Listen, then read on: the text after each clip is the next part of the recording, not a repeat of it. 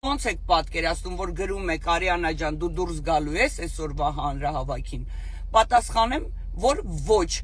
Երբ որ ես 18 թվականից գոռում էի, Արցախը հանձնելուց հետո գոռում էի, Բուլկի Նարեկը ուր էր, Մոնակոներում կայֆերի մեջ էր։ Նրանք թքած ունեին եւ թե Արցախի եւ թե Հայաստանի վրա։ Իրանք Նիկոլի առաջ կզած էին, ոնց ես կարամ դուրս գամ մեր շոուին մասնակցեմ, դուրս գամ, որ ամբողջ նախկիններին հետ բերենք, դուրս գանք, որ Բուլկին Նարեկը, հա, նստի վարչապետ, որ ձեզ խափում ասում են, Սամվել Կարապետյանն է վարչապետ, իա իրոք, այսօր էլ իմանում եմ,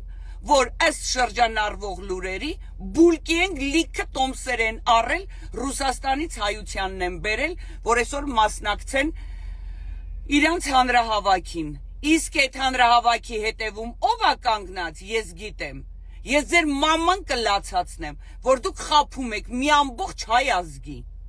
դուք չեք գալու, սիկտիրա լինելու, այդքան բան։